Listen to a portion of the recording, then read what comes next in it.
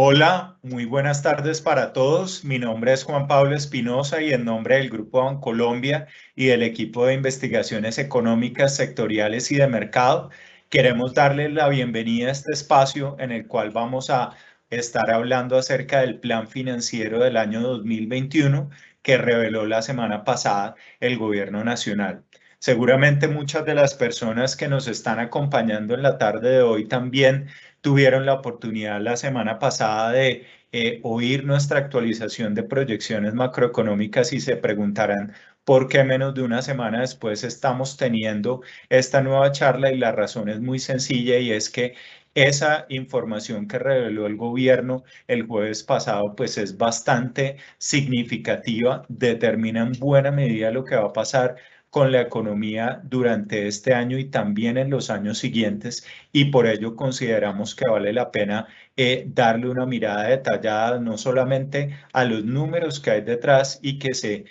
mostraron por parte del ministro de Hacienda en una rueda de prensa, sino también las implicaciones que se derivan de ello en términos de la agenda de reformas, en términos también de la calificación de riesgo y en términos de lo que eso puede implicar sobre los mercados de capitales. Los invitamos desde ya, por favor, a que nos hagan llegar sus preguntas a través de la herramienta de chat de esta plataforma, las cuales resolveremos en los últimos 15 minutos de ese espacio. Sin más preámbulo, quisiera, digamos, empezar este espacio un poco ambientando cuál es el concepto y la idea que hay en general detrás de este plan financiero y de manera más global de la estrategia fiscal que nos plantearon las autoridades colombianas la semana pasada. Creo que se refleja de una manera apropiada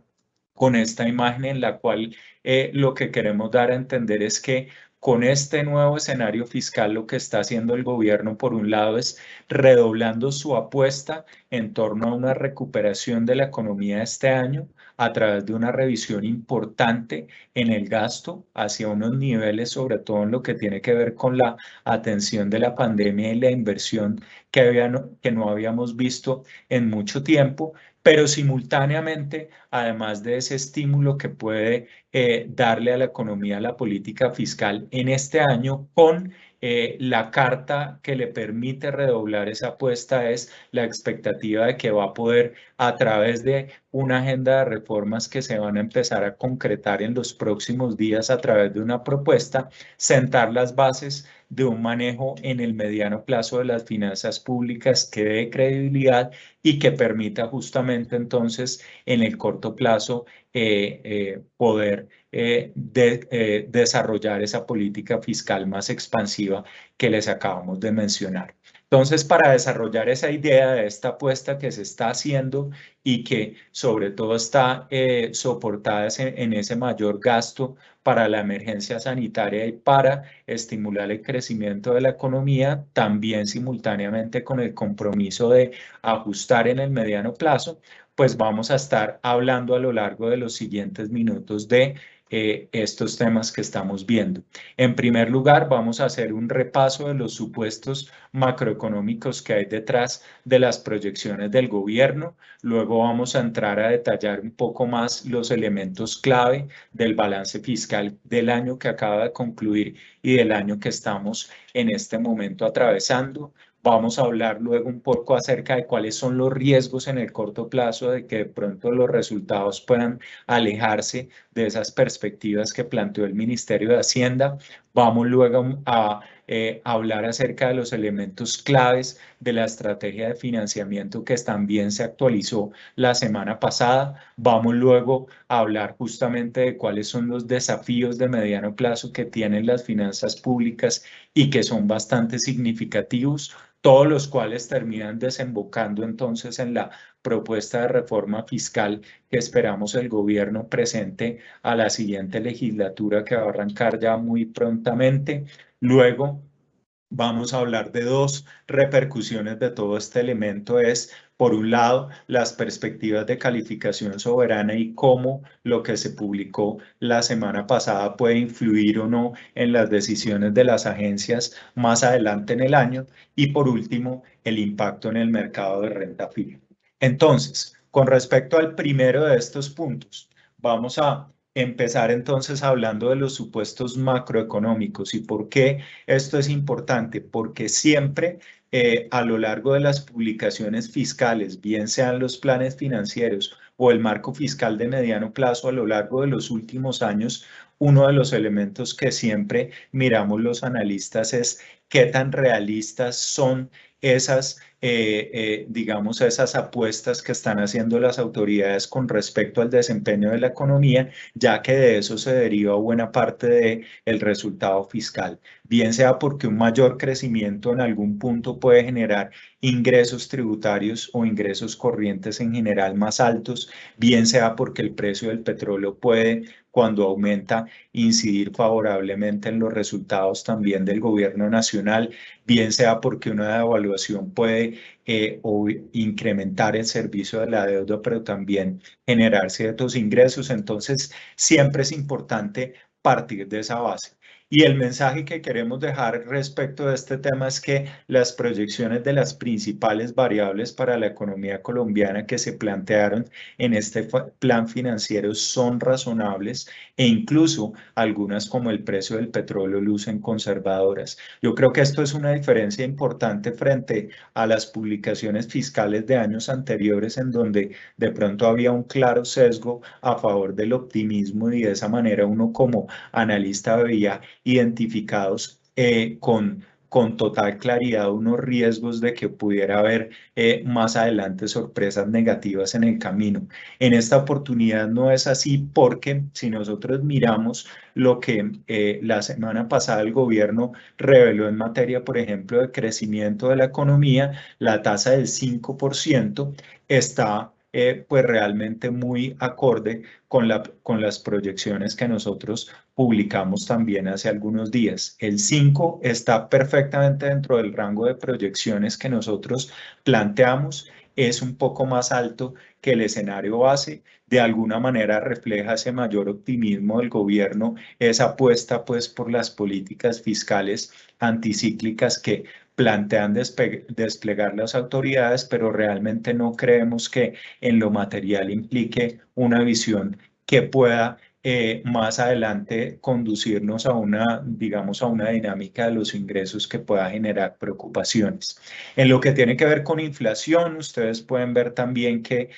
se moderó la expectativa de inflación, lo cual está perfectamente en línea con nuestra proyección más reciente, es decir, un 2,4% de variación del IPC para el cierre del año corriente, lo cual va a hacer que de alguna manera la evolución del gasto corriente del gobierno esté bajo control y que no se prevean en realidad elementos que puedan generar una distorsión importante de aquí en adelante. En relación con el precio del petróleo, ya lo decía que si uno tiene en cuenta que hoy en lo corrido del año hasta el día de hoy, el precio de la referencia Brent está alrededor de los $60 por barril, pues esta estimación que tiene el gobierno de $53, pues yo creo que es bastante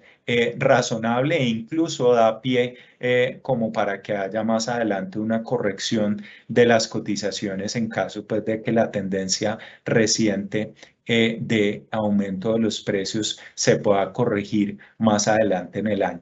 Y por último, el elemento de tasa de cambio, elemento que en los últimos años ha tenido, digamos, una evolución positiva o un impacto positivo en relación con las cifras fiscales, porque el efecto positivo de una mayor devaluación que tiene sobre los ingresos compensa el mayor gasto que puede haber por servicio de la deuda y ahí de nuevo entonces la visión es de una tasa de cambio que incluso en el promedio del año está por debajo de lo que nosotros estamos proyectando. ¿Eso qué quiere decir? Que si hay desviaciones, las vemos más hacia el lado de una mayor devaluación que podría entonces eventualmente llegar a conducir o a producir un efecto neto sobre la posición fiscal que podría ser de signo positivo para el gobierno nacional. Por eso es que cuando de pronto hemos oído en los comentarios recientes que para inversionistas internacionales o incluso para las mismas calificadoras de riesgo, esas cifras reveladas hace algunos días por el gobierno nacional son realistas, pues una parte justamente de ese realismo proviene de tener unos supuestos macroeconómicos pues bastante cercanos a la realidad que esperamos transcurra durante el presente año. Segundo punto, el balance fiscal del 2020 y del 2021. Para entender cuáles fueron las revisiones y en dónde están las sorpresas, tenemos que hacer un recorrido por cuáles han sido digamos, los momentos de publicación que han hecho las autoridades con relación a los resultados del año pasado y también los del 2021. La primera revelación o la primera, digamos, publicación oficial de perspectivas sobre las finanzas públicas después de empezar la pandemia ocurrió a mediados del año pasado con el marco fiscal de mediano plazo 2020 que, como ustedes pueden ver en la gráfica, planteaba para el año anterior un déficit del gobierno nacional central de 8.2% del Producto Interno Bruto y para el año 2021 un 5.1%. A partir de ahí, ¿qué ajustes se hicieron? A finales del año pasado se presentaron unas cifras actualizadas al Comité Consultivo de la Regla Fiscal. Antes de la publicación del plan financiero, nosotros en Bancolombia hicimos nuestra también anuncio de nuevas proyecciones económicas, que son los números que ustedes ven en las barras azules. Entonces, con respecto al 2020, ¿qué pasó? Pues que hubo una sorpresa positiva en la medida en que tanto relativo al anuncio de noviembre pasado como también a nuestros propios escenarios, el resultado efectivamente observado y ya, digamos, oficializado por parte del gobierno nos condujo a un déficit del 7.8% del Producto Interno Bruto. Entonces, básicamente esto fue más de un punto porcentual de balance, de efecto positivo en el balance frente a lo que se había plantado en noviembre e incluso también frente a nuestro escenario anterior, pero simultáneamente hay una sorpresa negativa para el año 2021 que ustedes lo pueden ver también de una manera muy clara en la gráfica de la derecha, esa tendencia de tener déficits cada vez más abultados, que de alguna manera, digamos, va en contra de lo que uno inicialmente esperaba y era que la pandemia tuviera en el año anterior la mayor repercusión fiscal, porque fue justamente en el año 2020 donde tuvimos una caída muy significativa de la actividad productiva y dada esa ciclicidad que tiene en buena medida los resultados fiscales, pues esperábamos que hubiera un impacto importante también asociado a todo el esfuerzo adicional que se ha desplegado por parte de las autoridades para mitigar los efectos de la pandemia. Como hemos visto entonces, realmente esto no es así y de alguna manera eso fue una de las mayores, tal vez, resultados desfavorables o interpretaciones negativas a las cifras de la semana pasada, es que se esperaba un déficit menos abultado este año y va a ocurrir justo lo contrario, pero en donde quiero llamar un poco la atención y es si nosotros vemos la perspectiva un poco más completa, es decir, si tenemos no solamente en consideración lo que pasa este año, sino también de dónde venimos en 2020, pues al final del día, la sorpresa positiva del año pasado prácticamente que es equivalente a la sorpresa negativa del 2021. ¿Esto qué quiere decir? Que agregando los resultados de ambos años, pues realmente la posición fiscal del país no es que vaya a tener unos cambios muy marcados entre un año y otro y por eso yo creo que también es que las calificadoras de riesgo dijeron que su opinión era que el efecto de estas nuevas cifras sobre la calificación de riesgo iba a ser neutral, porque en efecto lo que digamos, se incurrió de menos déficit en 2020 es muy similar a ese mayor déficit del año 2021. Entonces, quiero partir de esa reflexión para entrar ahora sí a detallar cuáles son los elementos que hacen o que generan de manera importante ese cambio. Entonces, si comparamos en primera instancia 2019 versus 2020, lo que vemos es que hubo el año pasado una primera afectación por cuenta de la emergencia sanitaria y de sus efectos económicos, que fue una caída del ingreso tributario de 1 punto porcentual del PIB. Simultáneamente, ¿qué pasó en los gastos? En los gastos, por un lado, se incrementaron significativamente los gastos corrientes, que pasaron de 14 a 16,3% del PIB. Se abrió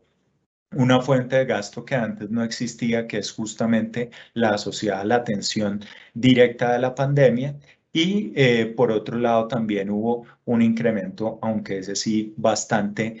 moderado, de la inversión del gobierno nacional central. Entonces, podemos decir que del 19 al 20 el gran elemento diferencial que terminó conduciendo a esa ampliación del déficit del 2,5% del PIB en 2019 al 7,8 del Producto Interno Bruto el año pasado, fue la ampliación del gasto. Ampliación que ustedes pueden ver que se mantiene de cara al 2021. Esto básicamente porque el esfuerzo en gasto corriente es muy similar entre un año y otro, ¿cierto? Porque el rubro de la pandemia también sigue ahí. De hecho, hubo parte de los recursos, digamos, del FOME el año pasado que no se ejecutaron. Una cosa a tener en cuenta y que sí se va a ejecutar en el 2021, el gasto en vacunas, que el año pasado pues fue muy bajo. Este año, de acuerdo con los cálculos de las autoridades, puede ser un esfuerzo que en total va a valer medio punto del PIB. Y también vamos a tener la continuidad de programas que en primera instancia se tenían pensados únicamente iban a operar en 2020, como el programa de apoyo al empleo formal y el ingreso solidario, los cuales pues han seguido su ritmo de ejecución a lo largo del 2020. Entonces, si sumamos todo eso, entonces lo que vemos es una tendencia de gasto al alza también en el año 2021, mientras que por otro lado, en el frente del ingreso, tenemos una recuperación de los ingresos tributarios de medio punto del PIB y un componente de otros ingresos está en donde están los recursos de capital, que nuevamente como proporción del producto se mantienen e incluso suben ligeramente. Yo creo que para entender también estas cifras de una manera más completa y sobre todo ver en una perspectiva histórica estos cambios, vale la pena considerar pues lo que ha sido justamente la trayectoria de los últimos años. Pero antes de eso, un comentario al margen, y es, seguramente muchos de ustedes oyeron el año pasado que hubo un debate en el país con respecto a que cuando se miraba a Colombia en términos de su respuesta fiscal a la pandemia, algunos consideraban que esa respuesta, sobre todo relativo a lo que adoptaron otros países de América Latina, era una respuesta relativamente tímida en términos de volumen. Y de hecho, si uno mira este mapa que es que fue hecho por el FMI, en donde se compara efectivamente la respuesta a la crisis del COVID-19 desde el punto de vista fiscal, separando por grupos de países en donde fue más grande, moderada o baja, pues en esa comparación internacional Colombia se ve con una respuesta moderada. De alguna manera, una forma de interpretar, digamos, la estrategia del gobierno es dar una respuesta más contundente de apoyo a la economía en 2021 de lo que se brindó el año pasado, y como, digamos, manera de contribuir, por un lado, a que los efectos negativos del COVID sobre ciertos segmentos de la población pues se puedan atacar de una manera más contundente este año, pero segundo, que la política fiscal juegue a partir de ahora un papel mucho más protagónico en la recuperación de la economía. Ahora sí, voy a compartirles a ustedes un poco acerca de lo que estas cifras de ingresos y de gastos para el 2020 y el 2021, cómo lucen si las comparamos en una perspectiva histórica. En esta diapositiva lo que ustedes ven es justamente los ingresos del Gobierno Nacional Central, divididos en tres grandes componentes: la barra amarilla, que son los ingresos tributarios; La barra gris oscura es la de fondos especiales, que es un componente relativamente pequeño y bastante estable a lo largo del tiempo, y los recursos de capital, que es donde entran los ingresos adicionales, bien sea por cuenta de dividendos o de una manera particular en 2021 con la venta de activos, particularmente las acciones de ISA Ecopetrol digamos, en esa transacción que se espera sea ejecutada a lo largo de este año. Lo que nos muestra la historia en general, pues es que ambos componentes grandes de los ingresos, pues tienen un nivel de variabilidad que está íntimamente relacionado con el comportamiento como tal de la economía. Podemos ver, por ejemplo, que a raíz de la crisis global del 2008, pues hubo una caída de los ingresos del gobierno nacional que se extendió en los años, 2 años siguientes, 2009 y 2010. Si lo comparamos frente a esos episodios, pues lo que encontramos es que la caída del ingreso que se dio el año pasado, pues no fue especialmente relevante, sobre todo pues teniendo en cuenta esa gran contracción de la actividad productiva del 6,8% que vimos el año anterior. Pero tampoco es sorpresa que después de esas caídas haya incrementos importantes en los ingresos, de modo que en principio uno diría que la recuperación esperada para el 2021, pues por lo menos de acuerdo con la norma histórica, con esa varianza que se tiene y con la apuesta por un crecimiento económico mayor este año, pues es una apuesta que en principio, digamos, no suena muy alejada de esa realidad histórica. En donde sí vemos que definitivamente la tendencia cambia, y esto refuerza un poco el comentario que les hacía hace algún momento, es que la tendencia del gasto sí es sustancialmente distinta a lo largo de la pandemia. Es muy fácil ver que en los componentes tanto de gastos de funcionamiento como gastos de inversión, pues la pandemia implicó, sobre todo en la parte amarilla de funcionamiento, un salto en niveles muy significativo a partir del año pasado. Además de eso, el esfuerzo en inversión que está haciendo el gobierno a lo largo del 2021, pues es muy importante. Nosotros podemos ver que ese 3,1% de inversión directamente a cargo del gobierno nacional central, pues es una de las cifras más altas en esta historia que estamos viendo acá, solamente superado por el año 2013, que recordemos fue un año, digamos, bollante en materia de gasto a cargo de la administración pública, porque estábamos en ese momento con precios del petróleo altos, y entonces podemos sin lugar a dudas decir que esos niveles de inversión que vamos a tener a lo largo del 2021 pues son mucho mayores a la norma histórica. Y el otro elemento que quiero resaltar también acá es cómo el gasto en intereses, como una fuente relevante también de gasto a cargo de la administración central, pues se incrementa de manera significativa, en consonancia también con ese aumento en el stock de la deuda que se ha dado, que ya venía de años anteriores, pero que se ha de alguna manera consolidado con esta emergencia sanitaria, de modo que ese 3,4% del producto que se va a destinar a ese rubro del gasto, pues era un nivel que no veíamos desde el año 2007, en donde las condiciones del portafolio de deuda pública pues eran mucho menos favorables de lo que son hoy en día. Entonces el mensaje que hay detrás de esto es indudablemente en el frente del gasto, la implicación grande de la pandemia sobre la posición fiscal del país está en ese aumento del gasto, el cual se reafirma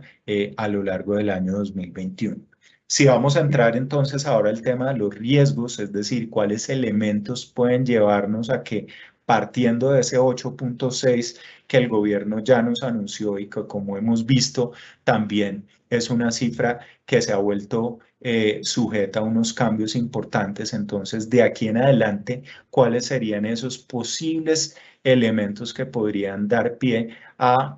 cambios en estos niveles del déficit previsto para el año 2021, teniendo en cuenta además que como no tenemos en este momento una regla fiscal que esté aplicando, pues no estamos hablando de una meta, sino de una estimación que puede ser sujeta a revisiones y que muy posiblemente, dada la incertidumbre alta que todavía estamos experimentando, pues esa cifra con alta probabilidad va a moverse más adelante. Entonces, básicamente en los riesgos estamos viendo, por un lado, un riesgo relativo a los ingresos que vendría por cuenta de que no haya una recuperación tan marcada del ingreso tributario como el que está viendo el gobierno nacional central, es decir, que no se materialice ese medio punto porcentual de recaudo tributario adicional que se está viendo, en donde hay dos elementos sobre todo que tenemos o que hemos identificado como factores de riesgo. Por un lado, que lo que el gobierno está estimando que sea la reversión o el cambio de tendencia en términos de devoluciones, pues no se termine dando, o también que el recaudo por cuenta del IVA pues no crezca como está previsto, teniendo en cuenta que ese es un tipo de recaudo que va muy en línea con las tendencias de gasto agregado de la economía. Esa, digamos, esa eventual brecha frente a de lo proyectado, frente a lo efectivamente realizado, de acuerdo con nuestros cálculos, puede ser equivalente a hasta el 0,4% del Producto Interno Bruto. En la línea de recursos de capital, como ya lo mencioné, está los recursos que el gobierno planea obtener a través de la transacción de las acciones de ISA, en donde digamos, las cuentas oficiales están incorporando un ingreso de 12 billones de pesos, cifra que de acuerdo con los precios de mercado actuales, pues es una cifra que incluso puede sonar relativamente conservadora, pero el riesgo básicamente que resaltamos en ese frente no está tanto definido en términos de el volumen de los recursos que se obtengan, sino del momento en el que esos recursos van a llegar. Es decir, que por cuenta de un proceso que va a tener, digamos, ciertas particularidades y que va a ser distinto a los procesos de enajenación de activos que hemos visto en años anteriores, pues no tenemos en este punto certeza de si en los 9 meses siguientes que le quedan al 2021 se va a lograr materializar esa entrada de recursos a la dirección del Tesoro Nacional. En ese orden de ideas, en todo caso, podríamos tener una sorpresa que en magnitud desde el punto de vista de los ingresos podría ser significativo. Y yo creo que en el frente del gasto, pues básicamente en donde está el riesgo, que sería un riesgo entre comillas positivo, sería que hubiera una ejecución de esos recursos que están previstos en el gasto, tanto en el funcionamiento como en la inversión, muy acelerada, de modo que estas cifras que están previstas efectivamente se terminen cumpliendo. ¿Y por qué decimos que es un riesgo positivo? Pues porque, por ejemplo, el año pasado vimos que hubo cierto rezago en la ejecución de los recursos, de modo que ponernos digamos que las autoridades se hayan impuesto una meta más grande, pues quiere decir que hay un reto mucho más grande en ejecución, pero si esa ejecución se termina cristalizando como está previsto, pues efectivamente el gasto total podría estar en esas cifras del 24,4% del Producto Interno Bruto y de ese modo entonces pues efectivamente conducirnos a la ampliación del déficit que hemos venido mencionando hasta ahora. Quiero cambiar un poco de tercio para hablar ahora acerca de la estrategia de financiamiento del Gobierno Nacional Central, que es otro de los elementos clave detrás de las cifras que se presentaron la semana pasada. Evidentemente, ustedes supondrán que ante un mayor déficit, un déficit mucho más abultado de lo que estaba previsto inicialmente, pues lógicamente las necesidades de financiamiento de la nación se incrementan frente a lo que estaba previsto en la última, digamos, o en la versión previa de esas cifras de financiamiento que era el marco fiscal de mediano plazo del 2020. De modo que en la tabla de fuentes y usos, pues lo que se ve es que efectivamente el déficit a financiar se incrementa de 57,8 billones de pesos a 94.6 billones de pesos. Eso incluso trae implícito una cosa también del lado derecho de la tabla, y es que gracias a las operaciones de manejo de deuda, el monto de las amortizaciones pues se ha reducido de una manera importante en más de 10 billones de pesos entre el marco fiscal y esta última actualización del plan financiero. Y desde el lado de las fuentes de financiamiento, ¿qué ocurre? Que están previstos desembolsos mayores de cerca de 90 billones de pesos de deuda este año, de lo cual, pues digamos, hay incremento tanto en las fuentes de financiación externas como en las internas. Las externas pasan todas estas cifras están en pesos de 24.3 billones a 35,1, lo cual en dólares es equivalente a pasar de 6.500 a 10.100 millones de dólares. Un cálculo que nosotros hacemos es que ese mayor financiamiento vendrá de acuerdo con lo que ha venido afirmando la Dirección de Crédito Público, 2/3 partes del mercado de bonos, del mercado de títulos, y una tercera parte de fuentes multilaterales. Si tenemos en cuenta la transacción de Colombia con el FMI, con la línea de crédito flexible, tenemos que, de acuerdo con nuestros cálculos, pues el esfuerzo en fuentes multilaterales que quedaría en el año sería muy marginal, que lo que vendría por el contrario sería un mayor volumen de emisión de bonos en los mercados internacionales, como vamos a detallar más adelante. Y en el mercado local lo que estamos viendo es que las colocaciones pasan de casi 40 billones a 55 billones de pesos, en donde hay un mayor esfuerzo en términos de subastas, en donde también aparece una línea nueva que es la colocación de los test verdes, y en donde también hay un mayor esfuerzo cercano a los 3 billones de pesos de colocación de títulos con entidades públicas. Eso es a grandes rasgos el plan de financiamiento. Si lo vemos ya no en números absolutos, sino en términos relativos, lo que va a pasar en el mercado local de deuda pública. Hay un indicador que para nosotros es clave y que nos mide realmente qué tantos recursos adicionales son los que está demandando la nación. Ese indicador, cómo está construido, tomar el monto que se va a subastar de TES año a año, ¿cierto? Y compararlo en función de cuánto le va a dar de liquidez el gobierno a los tenedores de títulos, tanto en lo que tiene que ver con amortizaciones a capital como también pagos de intereses. Entonces, lo que este indicador nos dice es por cada peso que el gobierno le está entregando a los agentes de mercado, cuánto esfuerzo adicional le está requiriendo a los agentes en términos de liquidez. Lo que nos muestra ese indicador es que de 2019 a 2020 pues se incrementó de manera significativa, ¿cierto? El año pasado el gobierno nacional, por cada peso que le entregó de servicio de la deuda a los tenedores de TES, estuvo emitiendo 1.44 pesos, cifra mucho más alta de los 58 centavos que fue en el año 2019. Con esta revisión del plan financiero, lo que pasaríamos en este índice de presión sería de un nivel de 80 hasta el 100%. Es decir, efectivamente, y como es lógico suponer de entrada, pues el esfuerzo que le está pidiendo a los inversionistas privados el gobierno es mayor, pero no es tan grande en todo caso como el que tuvimos el año pasado. Sí, estamos en una realidad indudablemente, y es que las afugias fiscales han demandado de parte de los acreedores una mayor entrega de recursos al gobierno nacional, pero si lo comparamos en términos relativos, lo que pasó en el 2020 frente al 2021, lo que encontramos es unos indicadores que de todos modos vienen en proceso de ajuste. Si llevamos ahora esa realidad de los planes de colocación a lo que pasaría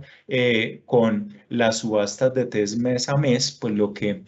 nosotros encontramos es que para que el gobierno consiga los recursos que requiere, y este ejercicio que hacemos, hay que decirlo claro, no tiene en cuenta los volúmenes que el gobierno puede hacer a través de programas de emisión como el que se hizo el año pasado de los 3 a 30 años, que fueron adjudicados a través de mecanismos de construcción de libro. Aquí solamente estaríamos contemplando subastas y también colocaciones no competitivas. Lo que estaríamos suponiendo que pasaría es durante el primer semestre del año, lo que queda del primer semestre, tendríamos que frente a 3.6 billones que se subastaron en febrero, tendríamos un aumento, digamos, marginal al mes de colocaciones de el orden de 200.000 millones de pesos. Esto es sumando tanto test tasa fija como VR, y ese monto se incrementaría en el segundo semestre teniendo en consideración la colocación de test verdes. Como ustedes pueden ver, esa ejecución del programa de subastas en términos de volumen, lo que implicaría un poco es que frente a lo que fueron digamos, el ritmo de colocaciones en años anteriores, asumiendo que termináramos en noviembre con el grueso del programa de subastas, sí sería, digamos, una tendencia progresiva de colocaciones más acelerada de la que tuvimos en años anteriores. Con respecto al mercado internacional, que hay que decir que evidentemente el gobierno va a requerir recursos adicionales a los 2.800 millones de dólares que ya ha colocado este año. Por lo tanto, si le sumamos tanto los bonos que ya han sido emitidos como los que se tendrían que colocar de aquí en adelante, pues la cifra lo que nos está sugiriendo básicamente es que tendríamos emisiones que en total serían cercanas de bonos internacionales a 6.700 millones de dólares, que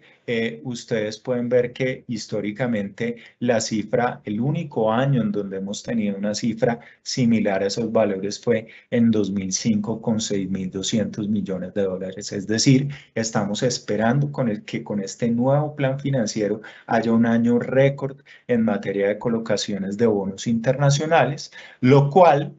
digamos, en términos de tasas, de tasa a la cual se puede obtener ese financiamiento adicional, lo que nos dice la historia es que más que el volumen de colocación, pues esas tasas están asociadas a las condiciones de mercado que estén imperando, porque en nuestra historia reciente, cuando hemos tenido mayores cupones de deuda externa, ha sido cuando hemos tenido momentos de mercado difíciles, como fue a principios de siglo con toda digamos, con toda la incertidumbre que se generó en su momento con la llegada del gobierno Lula a Brasil, o más adelante en el 2013 con el taper tantrum que generó, digamos, importantes distorsiones en los mercados de renta fija en todo el mundo. Entonces ahí hay un elemento que me adelanto a decir que va a ser clave sobre la capacidad y también las características de ese nuevo endeudamiento de la nación, que serán justamente las condiciones financieras internacionales. Si nos movemos entonces ahora, ya no hablar tanto de este año en particular, cuál va a ser el déficit, cuánto se va a colocar en deuda, sino que nos movemos hacia el mediano plazo, qué son esas cosas que nos quedan un poco como los grandes desafíos a resolver. Recordemos que al principio de la presentación dijimos, el gobierno está redoblando su apuesta en materia de gasto para hasta el 2021, pero de alguna manera jugándose que tiene detrás una carta, y es poder generar una política fiscal de mediano plazo que sea creíble y que garantice la sostenibilidad de la deuda. Y esa carta, ese as, en donde pues va a encontrar unos retos importantes en que, como nos mostró también la cifra publicada por el gobierno la semana pasada, pues con todo lo que ha venido ocurriendo en materia de la pandemia, más la evolución al alza que venía teniendo el endeudamiento en años anteriores, pues de acuerdo con las estimaciones oficiales, pues el saldo de la deuda a cargo del gobierno nacional central se va a estar, digamos, ya hasta hoy por hoy cerca al 65% del Producto Interno Bruto, y va a estar ahí durante un tiempo prolongado. Nuestra propia estimación de saldo de la deuda es un poco más ácida en el sentido de que nosotros creemos que en los años siguientes, suponiendo un proceso de ajuste fiscal gradual, ¿cierto? A partir de ese nivel alto de déficit que tenemos una corrección muy paulatina en los años siguientes, pues podríamos tender hacia un nivel de 70% del Producto Interno Bruto, que entre otras cosas está muy cerca de ese umbral de sostenibilidad de la deuda que el mismo gobierno ha firmado, porque en el documento del plan financiero se dice que ya a partir de niveles de saldo de la deuda de 70% del PIB para un país como Colombia, empieza a haber problemas que asociamos lógicamente a que la deuda pública se vuelva insostenible. Entonces, ¿cuál es el gran desafío de mediano plazo? Que con lo que hemos vivido en los últimos meses nos acercamos de una manera, digamos, cada vez más peligrosa a ese umbral de la sostenibilidad y por lo tanto es necesario empezar a tomar desde ya las decisiones que permitan no superarlo y ahí hay un reto pues bien importante que el país va a tener. Que entre otras cosas hay que decir algo y es que si nosotros hacemos un poco el análisis, le hacemos ingeniería reversa a los números y tratamos de ver cuáles son los niveles de déficit que son consecuentes con esa senda de deuda pública que el gobierno está planteando, pues lo que sale como resultado de ese ejercicio es lo que ustedes ven en esta gráfica y es básicamente que el nivel de ajuste que tendría que tener tanto el déficit primario, el déficit antes de pago de intereses, como el déficit total a partir del 2022 pues sería un esfuerzo realmente muy importante que tendría que hacer el país. Esfuerzo que requiere de un lado reformas, que es lo que ya les voy a mencionar en un momento, pero de otro también requeriría o demandaría un nivel de ajuste que podría llegar a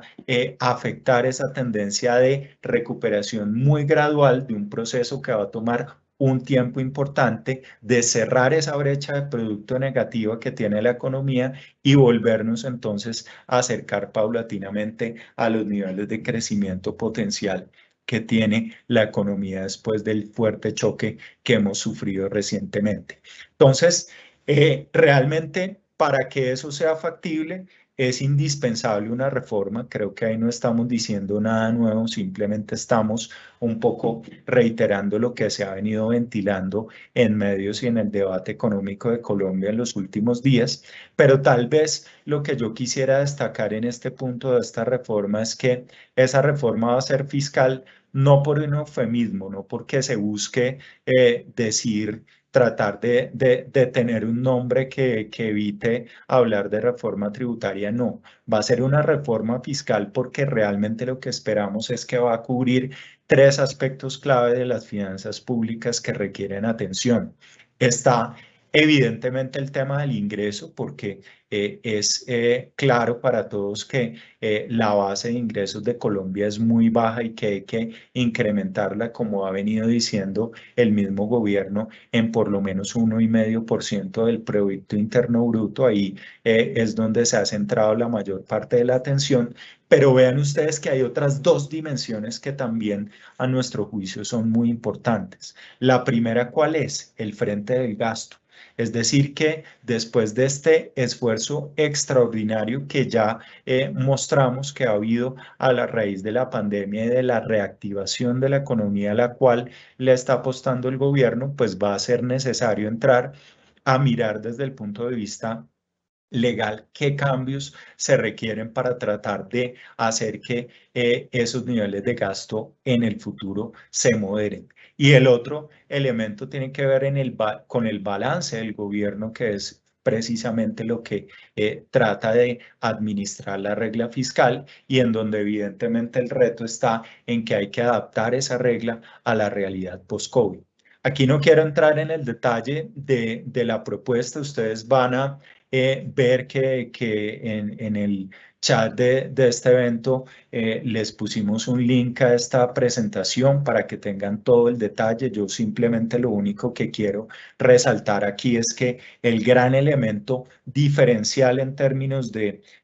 recaudo tributario indudablemente es el IVA. el IVA es el componente que puede,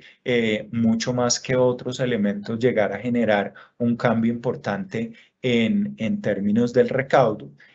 Tiene lógicamente unos temas bastante difíciles desde el punto de vista político, pero ahí es donde está la mayor parte de los recursos en juego. Frente al tema de la regla fiscal,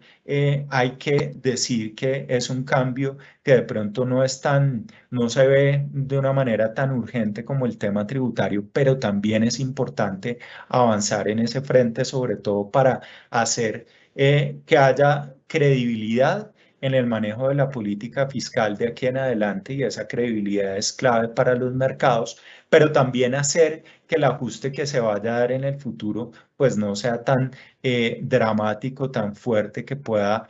amenazar ese proceso de recuperación que hasta ahora estamos empezando a afrontar. Entonces, va a tocar balancear muy bien esos dos elementos de garantizar, digamos, pasos firmes en materia de ajuste que permitan la sostenibilidad de la deuda, pero al mismo tiempo hacerlo de una manera gradual para que no se afecte la recuperación de la economía. ¿Y qué habría que ajustar de la regla de acuerdo pues con el trabajo que hicieron María Angélica Arbeláez, Óscar Valencia y Roberto Steiner a finales del año pasado, y que recomiendo ampliamente porque mira en detalle ese tema? Pero básicamente aquí lo que mencionaría es: hay que atacar el tema de flujos, es decir, hay que hacerle ajustes al nivel del déficit estructural para que sea factible llegar a niveles que sean adecuados de cara a la obtención,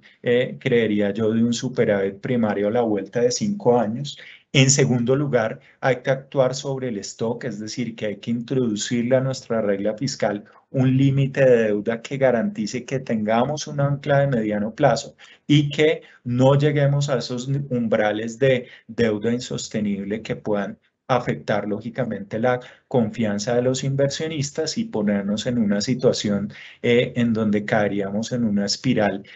macroeconómica muy negativa. Y por último, hay que fortalecer los elementos de gobernanza de la regla, dándole más capacidad al Comité Consultivo de la Regla Fiscal y también reglamentando los mecanismos de excepción, es decir, las cláusulas de escape, para que quede perfectamente definido en qué circunstancias va a operar, cómo va a operar y sobre todo cuál es la manera en la que se va a volver nuevamente a adaptar la regla cuando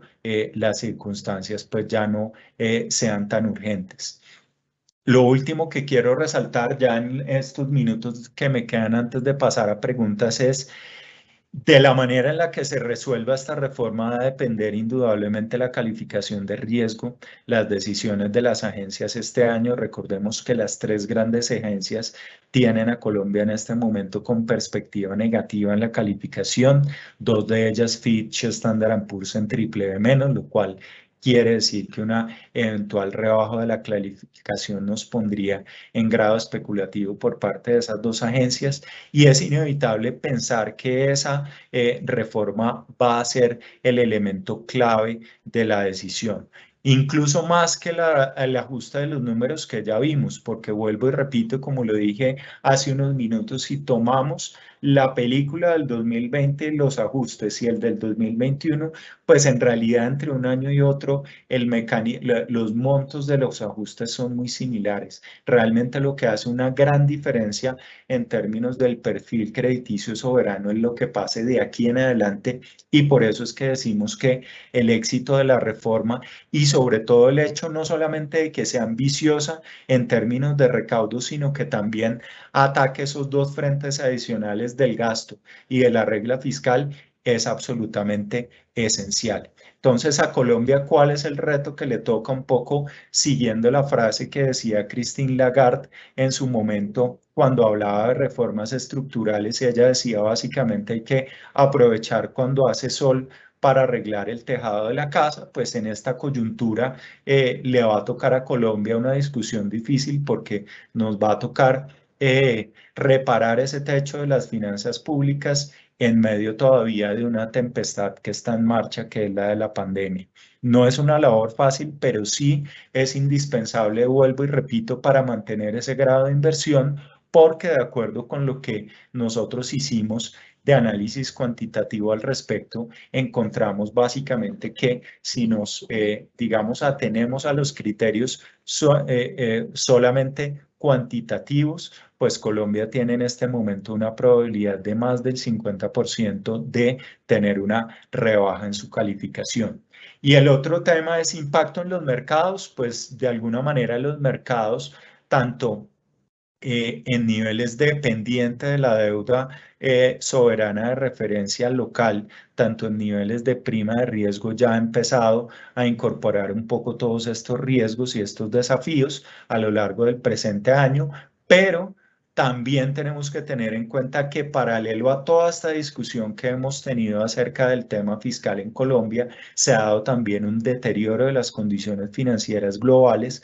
particularmente causado por el empinamiento de la curva de tesoros de Estados Unidos, el aumento en las expectativas de inflación en ese país, y ese va a ser indudablemente el factor que va a tener hacia adelante un impacto que a nuestro modo de ver y de acuerdo con los cálculos que nosotros hemos hecho, ha explicado ese elemento global, el grueso del movimiento en la deuda pública colombiana. Es decir, que más que los elementos idiosincráticos, inclusive son esos factores globales, es lo que pasa en Estados Unidos y es lo que eso termine generando en materia de expectativas de tasas de interés, en materia de ajuste monetario en otros países, en materia de apetito por riesgo en activos emergentes, lo que termine al final del día incidiendo sobre la curva nuestra y también pues permitiendo que las condiciones de financiamiento más grandes para el gobierno a lo largo de este año pues sean favorables o no. Nosotros vale la pena recordar que estamos anticipando una curva de rendimientos empinada a lo largo de este año en buena medida como resultado de esa combinación de factores, no solamente lo doméstico que tiene todas estas fuentes de incertidumbre que hemos mencionado hasta ahora, sino sobre todo y de una manera protagónica las condiciones globales como un elemento que va a tener un cambio frente a los factores y al general buen tono que tuvieron esas condiciones en años anteriores. Eso era lo que queríamos compartir con ustedes en materia de presentación a lo largo de esta sesión. Es una apuesta que yo creo que esperamos que haya sido suficientemente clara que quiere hacer el gobierno, en donde yo creo que hay elementos positivos frente a lo que se planteó, un panorama fiscal que es realista y que no tiene un sesgo de pronto optimista como era el caso anteriormente, en donde ahí vuelvo y reitero una expectativa muy importante de esfuerzo fiscal en materia de gasto que lleve a una recuperación de la economía y que de alguna manera el comodín que está detrás de eso es el compromiso de ajuste fiscal que venga más adelante por la vía de la reforma que esperemos que pueda ser tramitada por este Congreso. Entonces, habiendo dicho eso, quiero dejar estos últimos minutos para resolver algunas preguntas que nos han formulado a través del chat. Creo que el tema de la calificación de riesgo soberano que nos preguntaban, pues ya está resuelto. Otra pregunta también relacionada con ese tema es, ¿cuál sería el panorama para Colombia si se materializa un downgrade y la inflación en Estados Unidos sobrepasa el 2% consistentemente? Pues yo creería que esa sería la tormenta perfecta en el sentido de que, por un lado, se concretaría ese riesgo idiosincrático del cual hemos estado hablando, pero también tendríamos un elemento en contra que sería un endurecimiento de las condiciones de financiamiento internacional y posiblemente también una menor llegada de flujos extranjeros al mercado de test. Todo eso, ¿qué podría hacer? Podría hacer que o conducir a que hubiera de pronto una menor disponibilidad de recursos de crédito para Colombia, lo cual indudablemente pues llevaría a que el ajuste de la economía pues fuera mucho más fuerte de lo que estamos previendo para el mediano plazo. Es decir, que esa gradualidad que podría amortiguar el impacto de la consolidación fiscal, pues no se podría llegar a concretar. ¿Qué nivel de deuda como porcentaje del PIB deja de ser tolerable para la economía colombiana sin que afecte el crecimiento? Basándonos a partir del famoso texto de Carmen Reinhardt y Kenneth Rogoff, pues con respecto a eso, que es otra manera de decir cuál es el nivel sostenible de la deuda colombiana, pues hay múltiples aproximaciones, no hay, digamos, una respuesta cerrada y única al respecto, depende en buena medida de los ejercicios que se hagan. Ahí queremos decir pues que antes de la pandemia ese nivel, de acuerdo con nuestras estimaciones, estaba por el orden del 60% del Producto Interno Bruto, nivel que ya superamos, pero hay que tener presente que el COVID pues, ha implicado a nivel global unos mayores niveles de deuda pública en prácticamente todas las economías. De modo que hoy en día, con ese mayor stock de deuda, pues lógicamente ese umbral que marca la sostenibilidad fiscal y que puede, digamos, conducir a un deterioro macroeconómico si se supera, pues hoy en día está más alto. ¿Qué tan más alto? Pues hay varios, hay todavía pues mucha especulación al respecto. Como les dije, el gobierno considera que ese nivel de referencia es 70. En principio yo tendería a pensar que por que por esas vecindades podría estar el nivel sostenible, de modo que lo que eso implica es que cada vez estamos más cerca de eso. Es decir, que si Colombia no hiciera el ajuste que tenemos que hacer a partir de este año, ¿qué pasaría? Que muy posiblemente podríamos tocar o incluso rebasar ese nivel si llega a haber otro choque, y ahí sí, pues la situación macroeconómica del país se podría tornar insostenible, pensando y diciendo en todo caso que no solamente depende de las condiciones económicas locales, sino que también